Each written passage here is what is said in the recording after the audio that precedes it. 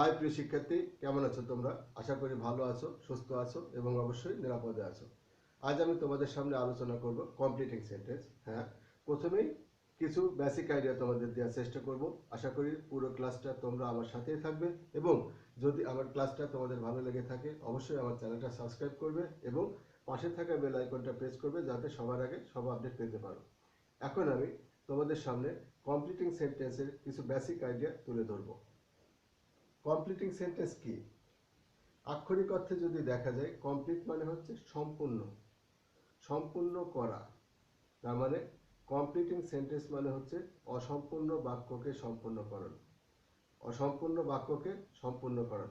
অর্থাৎ সেন্টেন্সের গঠন এবং অর্থ অনুসারে একটা অসম্পূর্ণ বাক্যকে সম্পূর্ণ করাই হচ্ছে কমপ্লিটিং সেন্টেন্স। আমি আবার বলছি, সেন্টেন্সের গঠন এবং অর্থ অনুসারে একটা অসম্পূর্ণ বাক্যকে সম্পূর্ণ করাই হচ্ছে কমপ্লিটিং সেন্টেন্স। কমপ্লিটিং সেন্টেন্স করার জন্য, সেন্টেন্স কমপ্লিট করার জন্য আমাদের কিছু বিষয় খুব খেয়াল রাখতে হয়, কিছু বিষয় সম্পর্কে আমাদের জ্ঞান থাকতে হয়। যেরকম কোন বিষয়গুলো আমাদের জানতে হবে? আমাদের জানতে হবে ক্লজ সম্পর্কে, ক্লজ। তারপরে আমাদের জানতে হবে হচ্ছে সেন্টেন্সের গঠন, অর্থাৎ structures of sentence, structures of sentence. আর কি জানতে হবে? টেন্সের গঠন, টেন্সের গঠন, স্ট্রাকচারস অফ টেন্স। আরও থাকতে হবে বিশেষ করে ভোকাবুলারি। যদি তোমার স্টক অফ ওয়ার্ডস কম থাকে তাহলে সেন্টেন্স কমপ্লিট করা একটু কঠিন হয়ে যাবে। আর সাথে কি থাকতে হবে? ক্রিয়েটিভিটি, অর্থাৎ চিন্তাশীল বা সৃজনশীল চিন্তা ভাবনা। সৃজনশীলতা যদি তোমার ভিতরে না থাকে তাহলে সেন্টেন্স কমপ্লিট করা অনেক কঠিন। এই বিষয়গুলোর সাথে তোমার কিছু অ্যাডভার্ব এবং কনজাংশনের ব্যবহার জানতে হবে, কিছু অ্যাডভার্ব এবং কনজাংশনের ব্যবহার জানতে হবে। এই বিষয়গুলো যদি তোমার ভালো ধারণা থাকে তাহলে কমপ্লিটিং সেন্টেন্স তোমার কাছে অনেক সহজ হয়ে যাবে। ওকে, এখন আমি প্রথমেই তোমাদের সামনে তুলে ধরবো ক্লজ। ক্লজ কি সেই বিষয়টা আমি ডিটেইলে তোমাদের সামনে তুলে ধরার চেষ্টা করছি। ক্লজ হচ্ছে কতগুলো শব্দ যার নিজস্ব সাবজেক্ট এবং ফাইনাইট ভার্ব থাকে কিন্তু সেন্টেন্সের অংশ হিসেবে কাজ করে। অর্থাৎ কতগুলো শব্দ যেখানে একটা সাবজেক্ট এবং একটা ফাইনাইট ভার্ব থাকা সত্ত্বেও সেন্টেন্সের অংশ হিসেবে কাজ করে, সেই শব্দ বা শব্দ সমষ্টিকে আমরা বলে থাকি হচ্ছে ক্লজ। আমি আবার বলছি, কতগুলো শব্দ বা শব্দ সমষ্টি যার নিজস্ব সাবজেক্ট এবং ফাইনাইট ভার্ব থাকা সত্ত্বেও সেন্টেন্সের অংশ হিসেবে কাজ করে, অর্থাৎ একটা সেন্টেন্স হিসেবে কাজ না করে ওই সেন্টেন্সের অংশ হিসেবে কাজ করে, তখন আমরা তাকে ক্লজ বলি। ঠিক আছে? সেন্টেন্সের অংশ। আমরা জানি একটা সেন্টেন্সেও একটা সাবজেক্ট এবং ফাইনাইট ভার্ব থাকে, একই রকম ভাবে একটা ক্লজেও একটা সাবজেক্ট এবং ফাইনাইট ভার্ব থাকে, কিন্তু পার্থক্য হচ্ছে সেন্টেন্স একাই সম্পূর্ণ অর্থ প্রকাশ করে, নিজেই সেন্টেন্স, কিন্তু ক্লজ সেন্টেন্সের অংশ হিসেবে কাজ করে। ঠিক আছে? এই হচ্ছে ক্লজ এবং সেন্টেন্সের পার্থক্য। ক্লজ কয় প্রকার? ক্লজ আসলে তিন প্রকার। তিন প্রকার ক্লজ কি? তিন প্রকার ক্লজ হচ্ছে, একটা হচ্ছে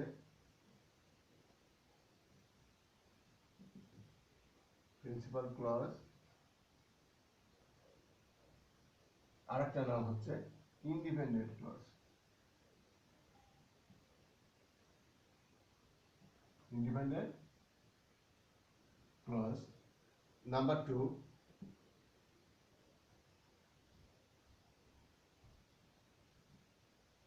সাবঅর্ডিনেট ক্লজ। এটার আরেকটা নাম হচ্ছে ডিপেন্ডেন্ট ক্লজ।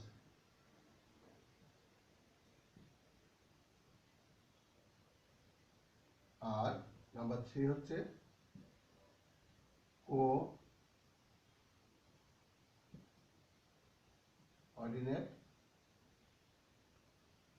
ক্লজ। একটু লক্ষ্য করো, প্রিন্সিপাল ক্লজ, প্রিন্সিপাল ক্লজের আরেকটা নাম হচ্ছে ইন্ডিপেন্ডেন্ট ক্লজ। ইন্ডিপেন্ডেন্ট মানে কি? স্বাধীন। ইন্ডিপেন্ডেন্ট মানে হচ্ছে স্বাধীন। তার মানে হচ্ছে প্রিন্সিপাল ক্লজটা স্বাধীন, যাকে অন্যের উপর নির্ভর করতে না হয়। প্রিন্সিপাল ক্লজে অন্যের উপর নির্ভর করতে না হয় না, তার মানে হচ্ছে প্রিন্সিপাল ক্লজ অন্য কোনো ক্লজের সাহায্য ছাড়াই একাই সম্পূর্ণ অর্থ প্রকাশ করতে পারে। এমনকি প্রিন্সিপাল ক্লজটা যদি আমরা আলাদাভাবে লিখি তাহলে সম্পূর্ণ অর্থ প্রকাশ করে এবং সেটা সেন্টেন্স হিসেবে কাজ করতে পারে। এটা হচ্ছে প্রিন্সিপাল ক্লজ। আমরা একটা উদাহরণ দিয়ে বোঝানোর চেষ্টা করি তোমাদের।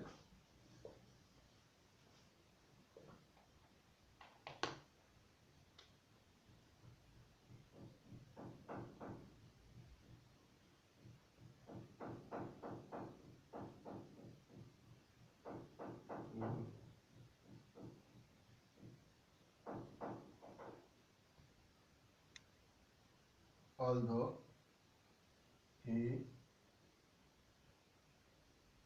studies regularly,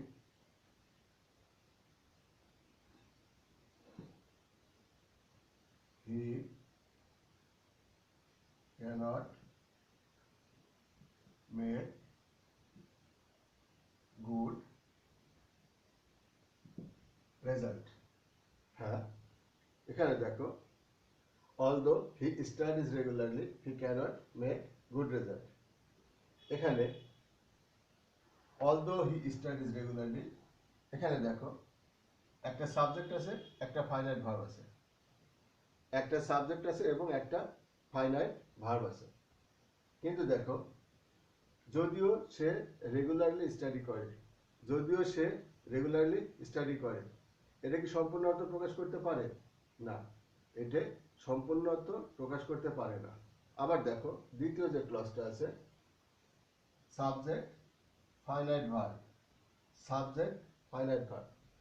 এখানেও একটা সাবজেক্ট এবং একটা ফাইনাইট ভার্ব আছে, এখানেও একটা সাবজেক্ট এবং একটা ফাইনাইট ভার্ব আছে। কিন্তু দেখো, হি ক্যানট মেক গুড রেজাল্ট, সে ভালো রেজাল্ট করতে পারে না, এই অংশটা কিন্তু সম্পূর্ণ অর্থ প্রকাশ করে।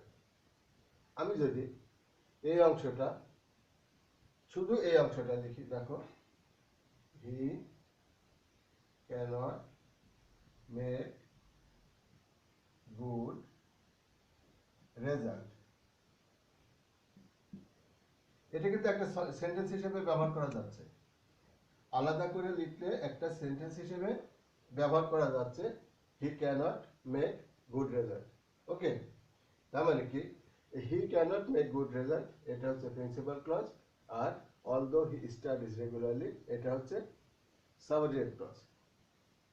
ঠিক আছে, তাহলে আমরা প্রিন্সিপাল ক্লজ কি, আবার বলছি, প্রিন্সিপাল ক্লজ হচ্ছে একটা সাবজেক্ট এবং একটা ফাইনাইট ভার্ব থাকবে এবং সেন্টেন্সে ওই সেন্টেন্সের অংশ হিসেবে কাজ করলেও এইটা সম্পূর্ণ অর্থ প্রকাশ করার জন্য অন্যের উপর নির্ভর করে না। আর এই প্রিন্সিপাল ক্লজটাকে যদি আলাদাভাবে লেখা যায় তাহলে সম্পূর্ণ একটা সেন্টেন্সের মতো অর্থ প্রকাশ করতে পারে, তাই এটাকে বলা হয় প্রিন্সিপাল ক্লজ বা ইন্ডিপেন্ডেন্ট ক্লজ। এবার আসি subordinate clause. Number 2, subordinate clause.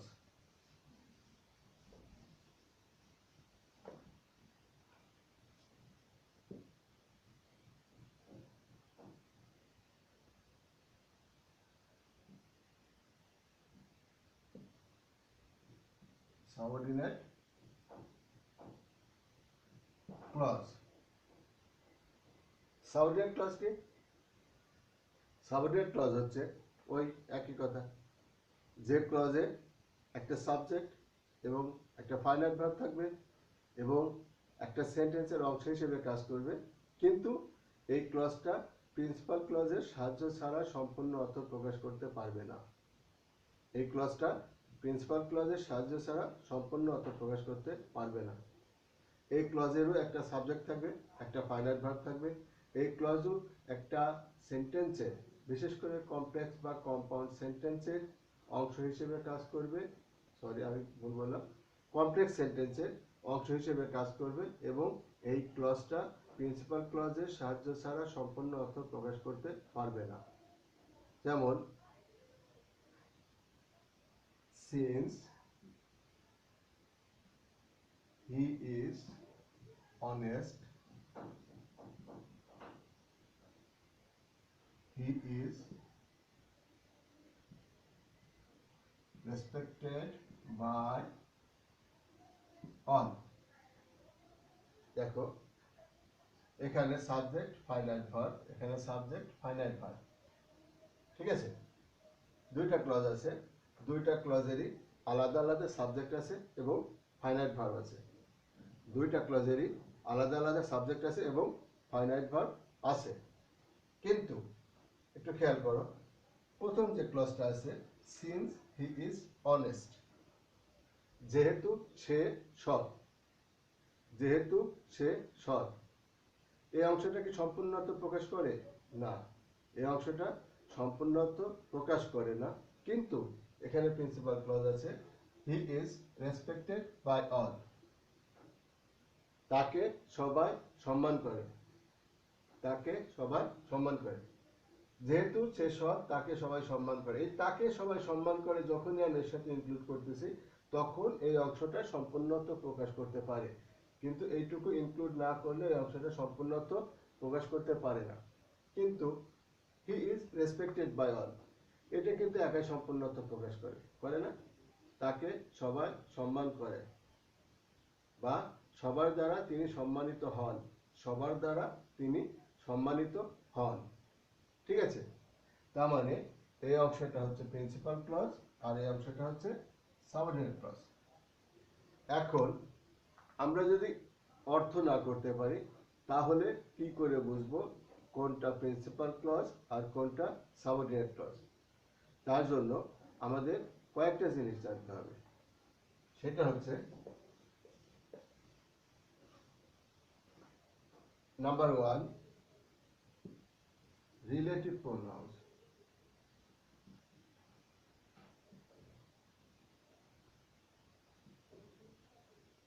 Relative pronouns কোনগুলা? Who, which, that, what, whom এবং হুজ। তারপরে নাম্বার 2 হচ্ছে রিলেটিভ অ্যাডভার্বস।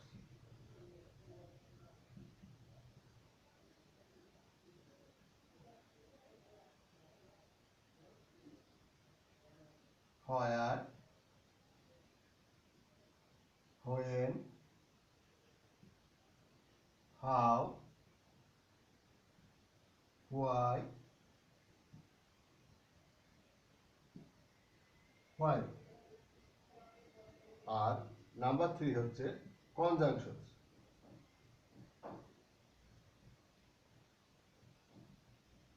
নাম্বার 3 হচ্ছে কনজাংশনস। কোনগুলা? Since, as, because, although, though,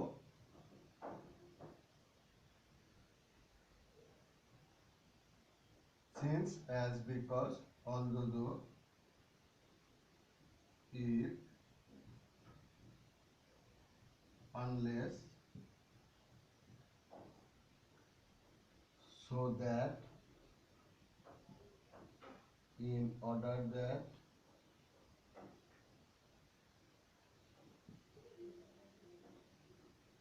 so that, etc.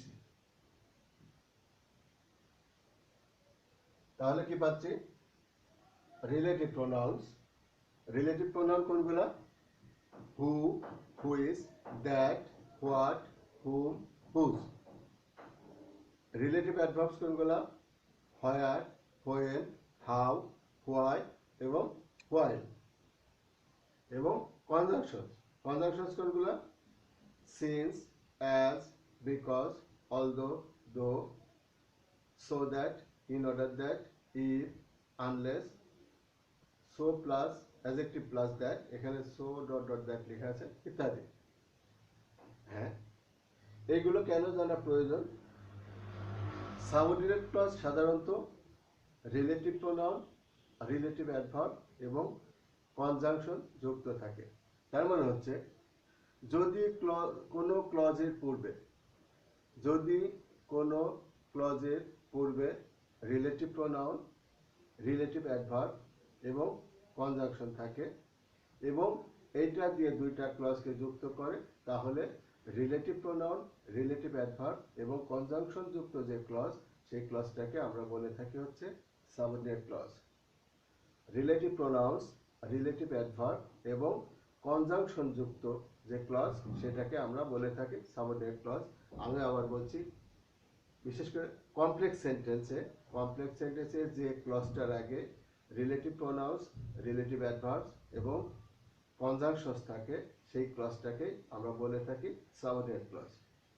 Subordinate clause কিন্তু একে একে অর্থ প্রকাশ করতে পারে না। সাবঅর্ডিনেট ক্লজকে অর্থ প্রকাশ করতে হলে প্রিন্সিপাল ক্লজের উপর নির্ভর করতে হয়। এবার আসি নাম্বার 3।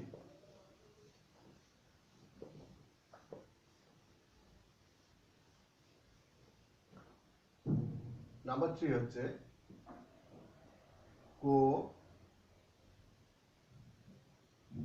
কোঅর্ডিনেট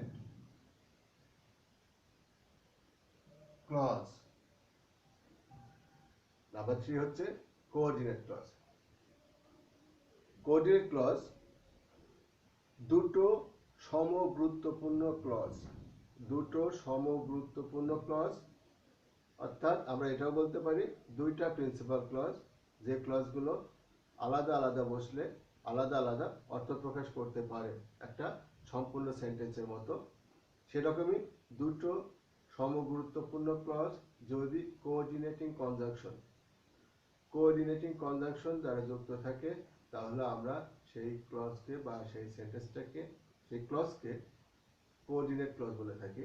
আমি আবার বলছি, যদি সমগুরুত্বপূর্ণ দুইটা ক্লজ কোঅর্ডিনেটিং কনজাংশন দ্বারা যুক্ত থাকে, তাহলে আমরা তাকে কোঅর্ডিনেট ক্লজ বলে থাকি। এখন আমাদের জানতে হবে কোঅর্ডিনেটিং কনজাংশন কি কি। কোঅর্ডিনেটিং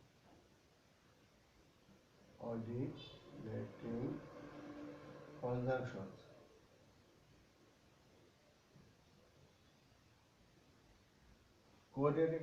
হচ্ছে and, but, or, yet, nor, whereas, otherwise, also, else, not only, আমি নিচে লিখছি,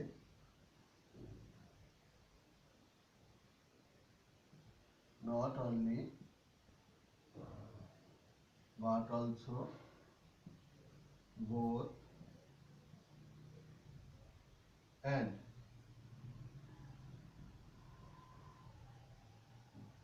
এগুলো হচ্ছে কোঅর্ডিনেটিং কনজাংশনস। আরো আছে, সেটা হচ্ছে either, or, neither,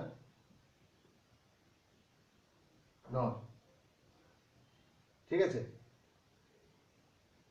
and, but, or, yet, nor, whereas, otherwise, also, else, not only but also, both, and, either, or, neither, nor। অর্থাৎ এই কনজাংশনগুলো দিয়ে যদি দুইটা সমগুরুত্বপূর্ণ ক্লজকে সংযুক্ত করা হয়, তখন আমরা তাকে কোঅর্ডিনেট ক্লজ বলে থাকি।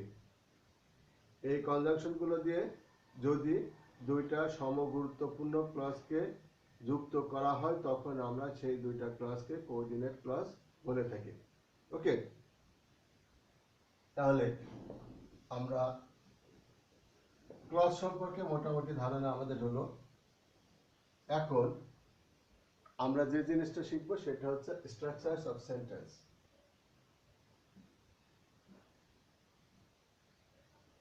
Structures of sentences. হ্যাঁ, গঠন অনুসারে সেন্টেন্স কত প্রকার? গঠন অনুসারে সেন্টেন্স 3 প্রকার। কি কি? Number 1 simple sentence,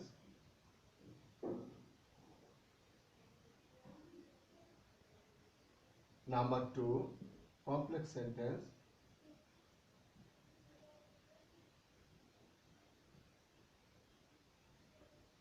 and number 3 compound sentence.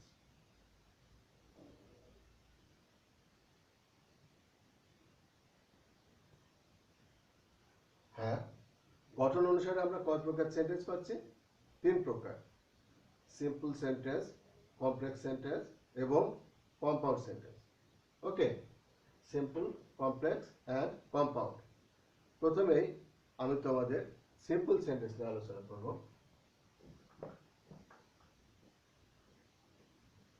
Simple sentence, যে সেন্টেন্সে একটা মাত্র সাবজেক্ট এবং ফাইনাইট ভার্ব থাকে এবং একাই সম্পূর্ণ অর্থ প্রকাশ করতে পারে, সেন্টেন্সের অংশ হিসেবে কাজ করে না, সেটাই হচ্ছে simple sentence.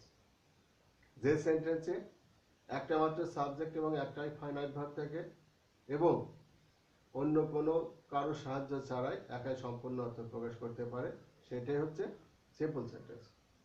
For example, now we are learning completing sentence.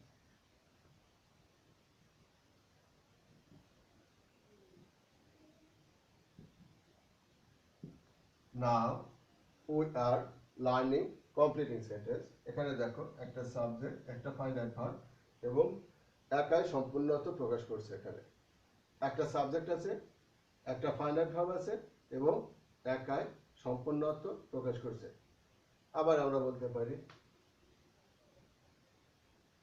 I will go to library to buy some books. I will go to library to buy some books. ঠিক আছে, আমি কিছু বই কেনার জন্য লাইব্রেরিতে যাব। এখানে দেখো সাবজেক্ট হচ্ছে আই এবং গো হচ্ছে ফাইনাইট ভার্ব।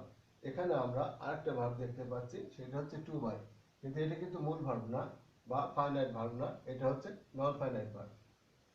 এটা হচ্ছে নন ফাইনাইট ভার্ব। আমি বই কিনতে লাইব্রেরিতে যাব, কিছু বই কিনতে লাইব্রেরিতে যাব, তাই তো? এখানে একটা সাবজেক্ট এবং একটা ফাইনাইট ভার্ব আছে এবং এটা কিন্তু নিজেই সম্পূর্ণ অর্থ প্রকাশ করছে, তাই তো?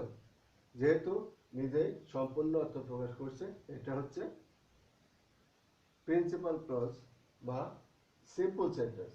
এখানে আমরা প্রিন্সিপাল ক্লজ বলবো না, এই বাক্যটা হচ্ছে সিম্পল সেন্টেন্স। ঠিক আছে, এরপরে আমি আলোচনা করব complex sentence. Complex sentence number 2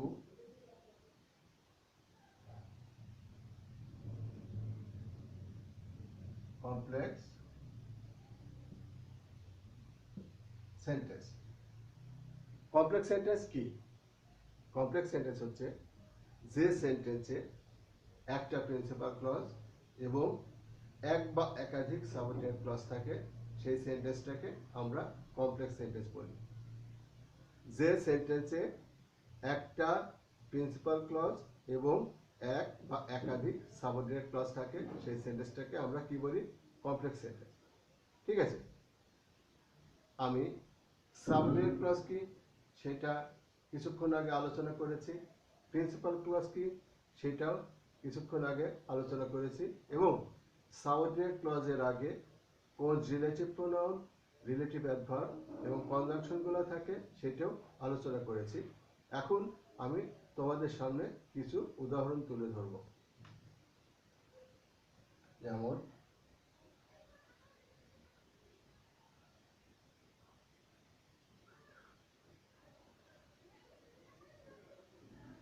when sorry my friend came I was reading.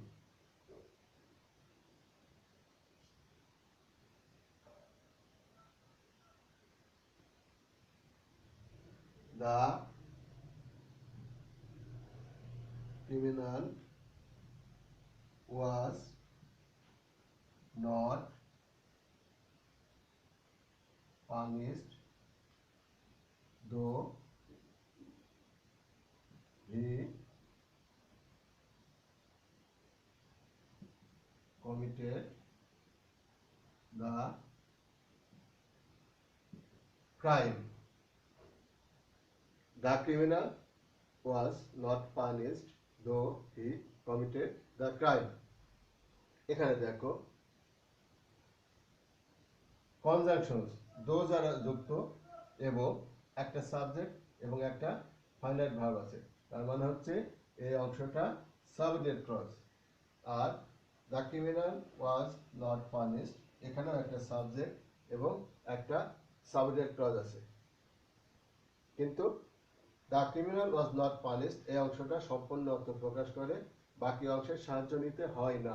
কিন্তু দো হি কমিটেড দ্য ক্রাইম, যদিও সে অন্যায়টা করেছে বা যদিও সে অন্যায়টা করেছে, এখানে এটা সম্পূর্ণ অর্থ প্রকাশ করে না। কিন্তু এর সাথে যদি আমি এই অংশটা যুক্ত করি তাহলে অবশ্যই সম্পূর্ণ অর্থ প্রকাশ করে।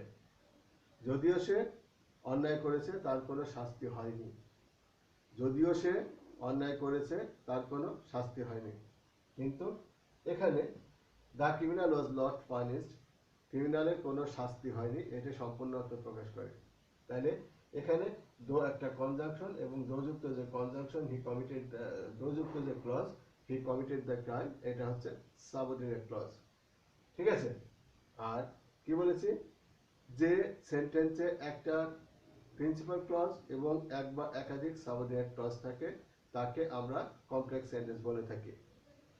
আমি প্রথম যে উদাহরণটা তোমাদের দিচ্ছি, দেখো when my friend came, যখন আমার বন্ধু আসলো, যখন আমার বন্ধু আসলো, এই অংশটা সম্পূর্ণ অর্থ প্রকাশ করতে পারে না। কিন্তু আই ওয়াজ রিডিং, আমি পড়ছিলাম, এটা কিন্তু সম্পূর্ণ অর্থ প্রকাশ করে না?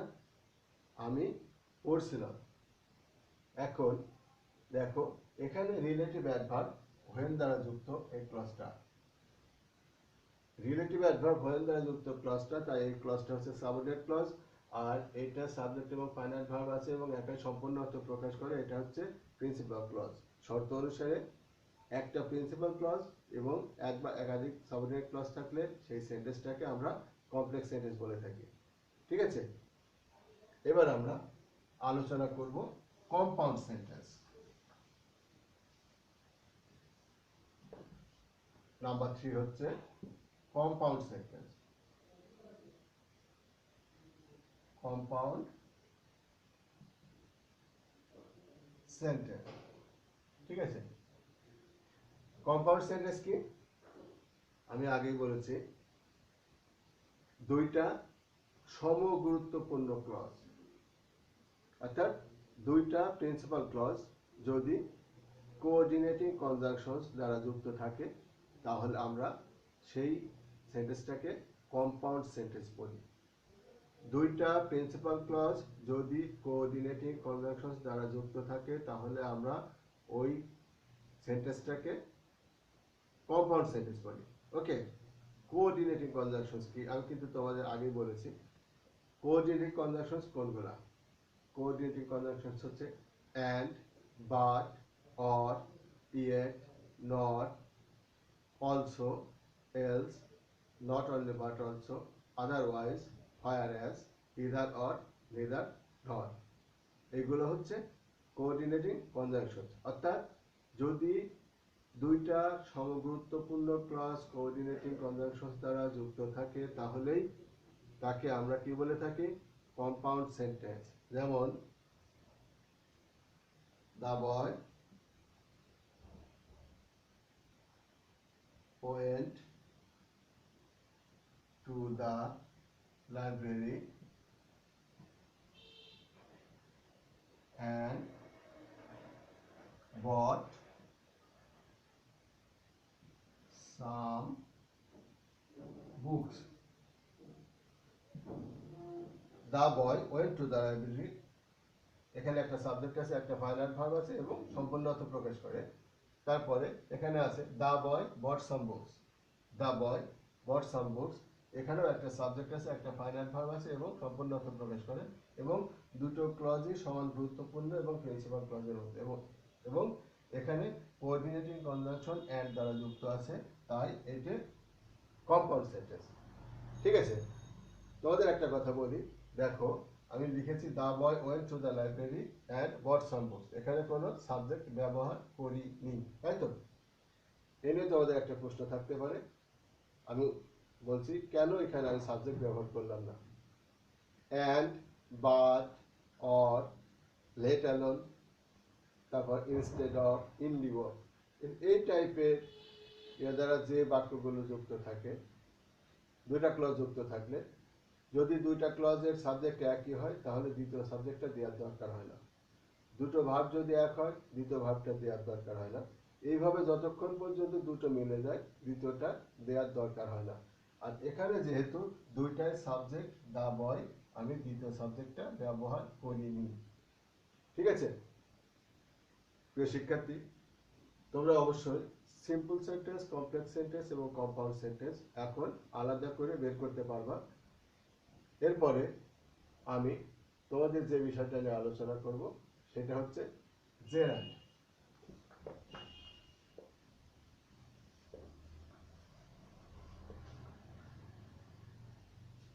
জেরান্ড আমি এখানে হালকা কিছু ধারণা তোমাদের দেওয়ার চেষ্টা করব কমপ্লিটিং সেন্টেন্সের জন্য। পরবর্তীতে শুধু জেরান্ডের উপরে আমি একটা ক্লাস নিব যেখানে পুরো জেরান্ড সম্পর্কে তোমাদের ডিটেল আলোচনা করব। ওকে, জেরান্ড জেরান্ড হচ্ছে একই সাথে ভার্ব এবং নাউনের কাজ করে। জেরান্ড হচ্ছে একই সাথে ভার্ব এবং নাউনের কাজ করে, অর্থাৎ ভার্বের সাথে আইএনজি যুক্ত হয়ে যদি একই সাথে ভার্ব এবং নাউনের কাজ করে তখন আমরা তাকে জেরান্ড বলি। ভার্বের সাথে আইএনজি যুক্ত হয়ে যদি একই সাথে ভার্ব এবং নাউনের কাজ করে তখন আমরা তাকে জেরান্ড বলি। তার মানে হচ্ছে নাউন যেভাবে সেন্টেন্সের সাবজেক্ট হিসেবে বসে, সেন্টেন্সের অবজেক্ট হিসেবে বসে, জেরান্ডও আসলে একইভাবে সেন্টেন্সের সাবজেক্ট বা অবজেক্ট হিসেবে বসতে পারে। তার মানে হচ্ছে যেখানে যেখানে নাউন ব্যবহার করা হয় সেখানে সেখানে জেরান্ডও ব্যবহার করা যায়। এখানে আমরা দেখি, দেখো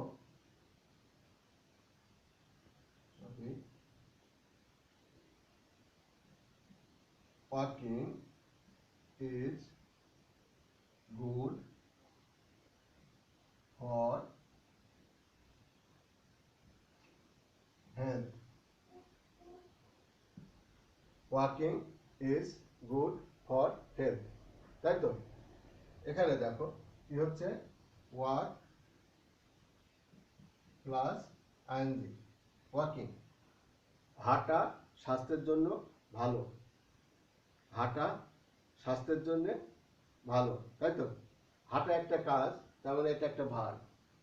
আবার দেখো কি স্বাস্থ্যের জন্য ভালো, হাঁটা। কে, কি, কারা দ্বারা প্রশ্ন করে আমরা নাউন বা সাবজেক্ট পেয়ে থাকি, তাই তো?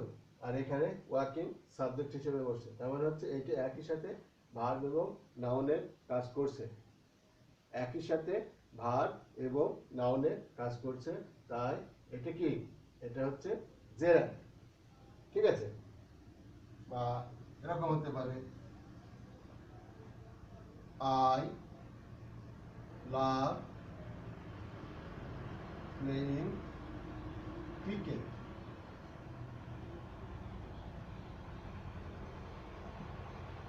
আই লাভ প্লেইং ক্রিকেট, আমি কি পছন্দ করি, ক্রিকেট খেলা পছন্দ করি। আমি কি পছন্দ করি বা কি ভালোবাসি, ক্রিকেট খেলা। এখানে কি দ্বারা প্রশ্ন করে নাউন পাওয়া যায় বা অবজেক্ট পাওয়া যায়, তাই না? যেহেতু প্লেইং ক্রিকেট এখানে অবজেক্ট হিসেবে ব্যবহার করা হয়েছে, এটা নাউন। আবার ক্রিকেট খেলা একটা কাজ, খেলার সাথে প্লের সাথে আইএনজি যোগ হয়েছে, তাই একই সাথে ভার্ব এবং নাউনের কাজ করছে, তাই আমরা বলতে পারি প্লেইং একটা জেরান্ড। ওকে, তোমাদের একটা সহজ রাস্তা বলি, জেরান্ড কিভাবে চেনা যায়।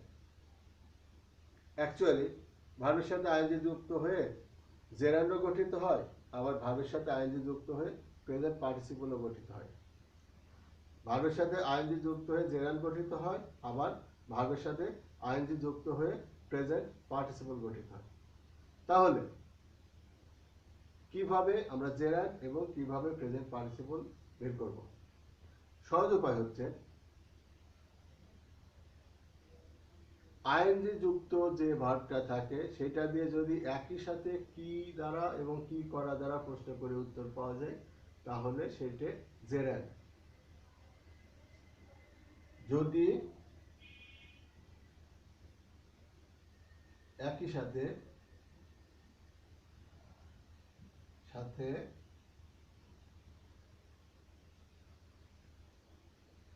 কি এবং কি করা দ্বারা প্রশ্ন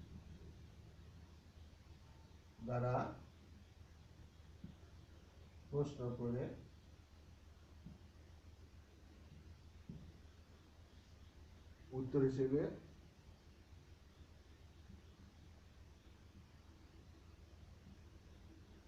আইএনজি যুক্ত ভার্বকে পাওয়া যায়,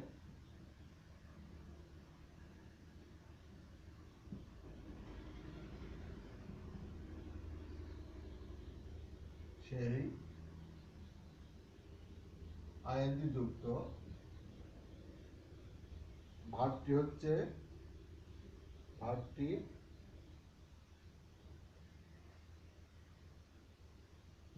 জেরান্ড। যদি একই সাথে কি এবং কি করা দ্বারা প্রশ্ন করে উত্তর হিসেবে আইএনজি যুক্ত ভার্বকে পাওয়া যায়, সেই আইএনজি যুক্ত ভার্বটাই হচ্ছে জেরান্ড। ওকে, এবার আমি আলোচনা করব পার্টিসিপল। পার্টিসিপল পার্টিসিপল কয় প্রকার? পার্টিসিপল হচ্ছে তিন প্রকার: প্রেজেন্ট পার্টিসিপল, পাস্ট পার্টিসিপল এবং perfect participle. Present participle, past participle এবং পারফেক্ট পার্টিসিপল। এই পার্টিসিপল সম্পর্কেও আমি তোমাদের একটা আলাদা ক্লাস নেব, যেখানে পার্টিসিপলটা ডিটেইলে আলোচনা করা থাকবে, কিন্তু এখানে শুধুমাত্র কমপ্লিটিং সেন্টেন্সের জন্য তোমাদের একটু ধারণা দেওয়ার দরকার, তাই আমি সেই ধারণাটা দেওয়ার চেষ্টা করছি। ওকে, প্রেজেন্ট পার্টিসিপল কি? Number 1, present participle.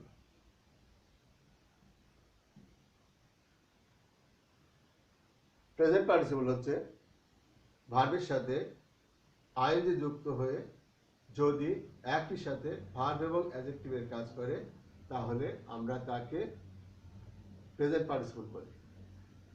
ভার্বের সাথে আইএনজি যুক্ত হয়ে যদি একই সাথে ভার্ব এবং অ্যাডজেক্টিভের কাজ করে, তাহলে আমরা তাকে প্রেজেন্ট পার্টিসিপল বলে থাকি। আমরা এখানে কিছু এক্সাম্পল ব্যবহার করি। হি ইজ প্লেইং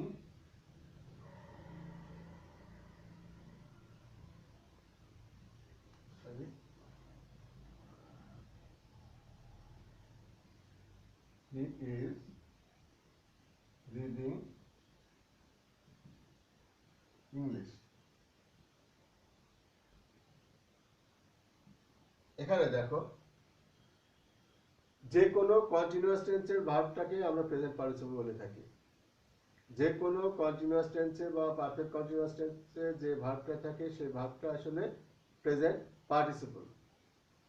এটা সহজ বিষয়, কিন্তু যেমন ধরো এরকম আছে, the boy playing in the field got the first prize.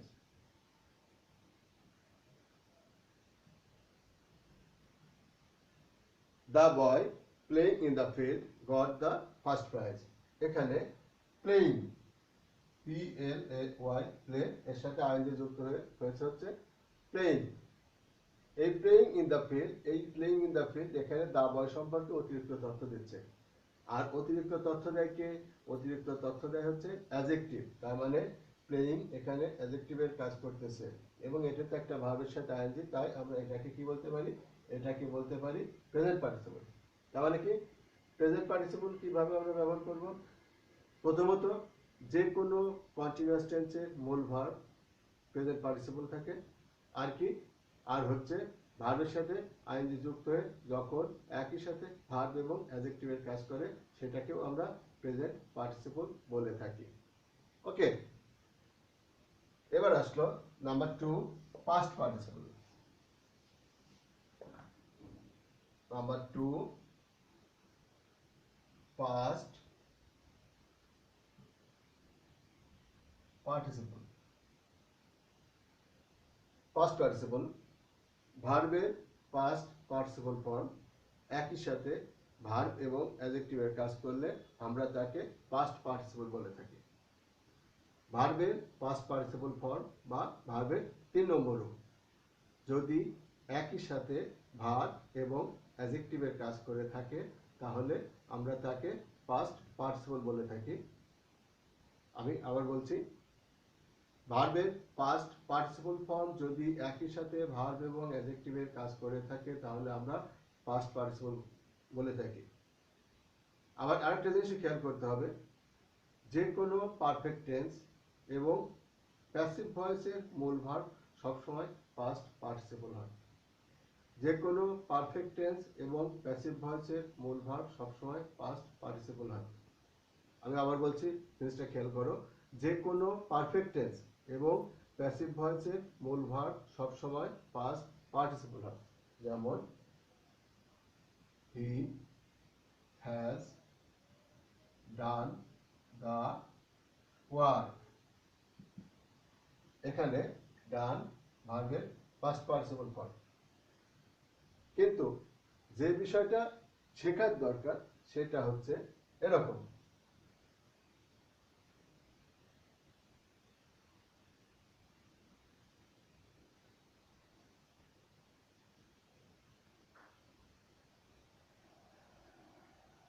Sorry,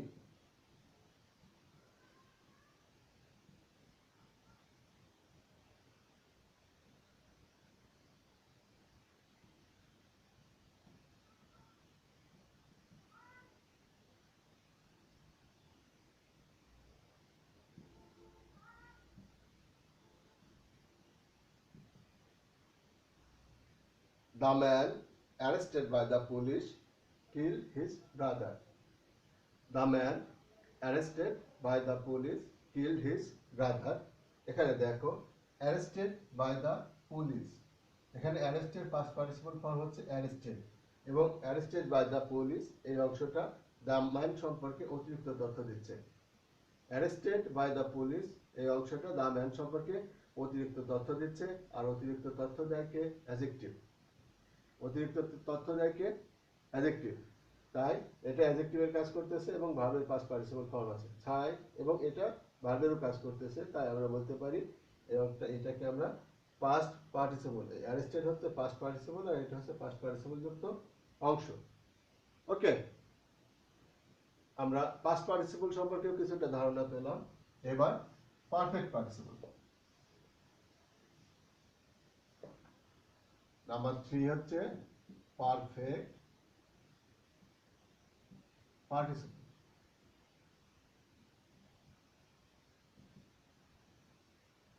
perfect participle having plus ভার্বের past participle form. Having plus ভার্বের পাস্ট পার্টিসিপল ফর্ম যদি একই সাথে ভার্ব এবং অ্যাডজেক্টিভের কাজ করে তখন আমরা তাকে পারফেক্ট পার্টিসিপল বলে থাকি। আমি আবার বলছি, হ্যাভিং প্লাস ভার্বের পাস্ট পার্টিসিপল ফর্ম যদি একই সাথে ভার্ব এবং অ্যাডজেক্টিভের কাজ করে থাকে তখন আমরা তাকে পারফেক্ট পার্টিসিপল বলে থাকি। ওকে, পারফেক্ট পার্টিসিপল একটা এক্সাম্পল দিই। Having completed his homework,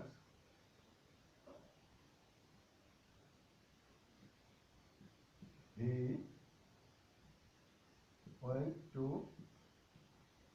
bed. এখানে হ্যাভিং কমপ্লিটেড হচ্ছে পারফেক্ট পার্টিসিপল, অর্থাৎ বাড়ির কাজ শেষ করে সে ঘুমাতে গেল। বাড়ির কাজ শেষ করে সে ঘুমাতে গেল। হ্যাঁ প্রিয় শিক্ষার্থী, আমি তোমাদের প্রেজেন্ট পার্টিসিপল, পাস্ট পার্টিসিপল এবং পারফেক্ট পার্টিসিপল সম্পর্কেও কিছু ধারণা দিলাম, কিন্তু এর সাথে তোমাদের আর একটা জিনিস জানার দরকার। সেই জিনিসটা হচ্ছে, সেই টার্মটা হচ্ছে নমিনেটিভ অ্যাবসলিউট।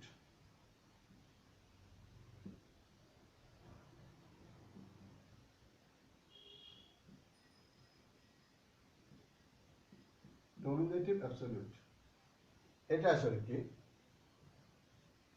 এটা হচ্ছে যখন কোনো পার্টিসিপলের সাবজেক্ট এবং মূল সেন্টেন্সের সাবজেক্ট আলাদা হয় তখন আমরা সেই টার্মটাকে বলি নমিনেটিভ অ্যাবসলিউট।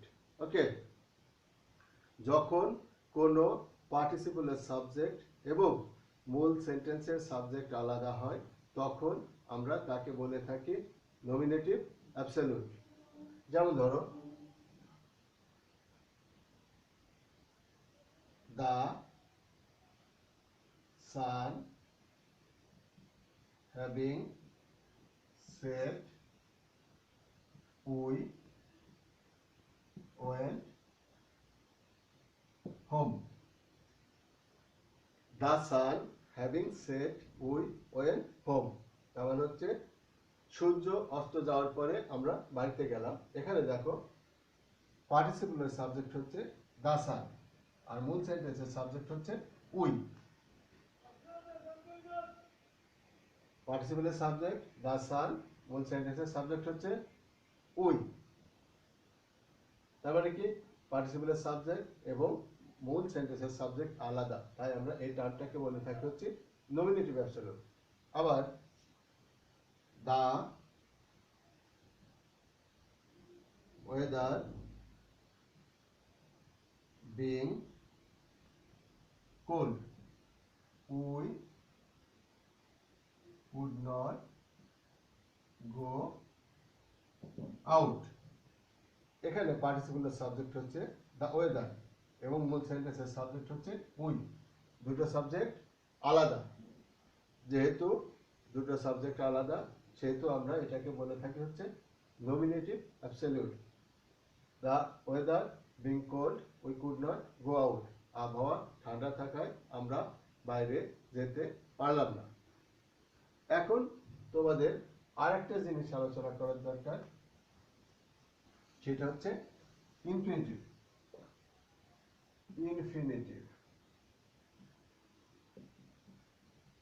ইনফিনিটিভের গঠন কি?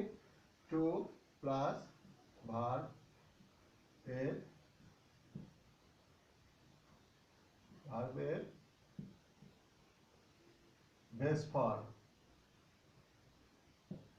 টু প্লাস ভার্বের বেস ফর্ম, এটাকে আমরা কি বলি? ইনফিনিটিভ। ইনফিনিটিভও আসলে অনেকটা জেরান্ডের মতো কাজ করে। ইনফিনিটিভও অনেকটা জেরান্ডের মতো কাজ করে, অর্থাৎ টু প্লাস ভার্বের প্রেজেন্ট ফর্ম যদি একই সাথে সাবজেক্ট এবং ভার্ব, আমি আবার বলছি একটু ক্লিয়ারলি, টু প্লাস ভার্বের প্রেজেন্ট ফর্ম যদি একই সাথে ভার্ব এবং নাউনের কাজ করে তাহলে আমরা তাকে ইনফিনিটিভ বলি। টু প্লাস ভার্বের প্রেজেন্ট ফর্ম যদি একই সাথে ভার্ব এবং নাউনের কাজ করে তাহলে আমরা তাকে ইনফিনিটিভ বলি। ওকে, শুধু তাই না, টু প্লাস ভার্বের প্রেজেন্ট ফর্ম দিয়ে যদি উদ্দেশ্য বোঝানো হয় সেই উদ্দেশ্যটাকেও আমরা ইনফিনিটিভ বলি। এক কথায় হচ্ছে টু প্লাস ভার্বের প্রেজেন্ট ফর্ম থাকলে সেটা ইনফিনিটিভ। এটা সেন্টেন্সে সাবজেক্ট হিসেবে বসতে পারে, সেন্টেন্সে ভার্বের অবজেক্ট হিসেবে বসতে পারে, আবার ইনফিনিটিভ দিয়ে কোনো উদ্দেশ্য বোঝানো যেতে পারে। যেমন I want to do the work। এখানে সাবজেক্ট ভার্ব, আমি চাই, কি চাই, কাজটা করতে, কি চাই, কাজটা করতে, অর্থাৎ টু ডু দ্য ওয়ার্ক বা টু ডু এখানে অবজেক্ট হিসেবে কাজ করতেছে। আর নাউন বা প্রোনাউন ছাড়া অবজেক্ট হতে পারে না, নাউন বা প্রোনাউন ছাড়া অবজেক্ট হতে পারে না, তাই এখানে ইনফিনিটিভ অবজেক্ট হিসেবে কাজ করেছে। ঠিক আছে, এইভাবে ইনফিনিটিভ সাবজেক্ট বা অবজেক্ট হিসেবে কাজ করতে পারে। আবার ইনফিনিটিভ কিভাবে উদ্দেশ্য বোঝে, ইনফিনিটিভকে দেখো, we should read attentively to make good result। We should read attentively to make good result। আমাদের মনোযোগ দিয়ে পড়াশোনা করা উচিত ভালো রেজাল্ট করার জন্য। অর্থাৎ এখানে মনোযোগ দিয়ে পড়াশোনা করব, উদ্দেশ্যটা কি? উদ্দেশ্য হচ্ছে টু মেক গুড রেজাল্ট, উদ্দেশ্য হচ্ছে টু মেক গুড রেজাল্ট। এইভাবে ইনফিনিটিভ ভার্বের উদ্দেশ্য হিসেবে কাজ করে। ওকে, তাহলে আমরা ইনফিনিটিভ সম্পর্কেও মোটামুটি একটা ধারণা পেলাম।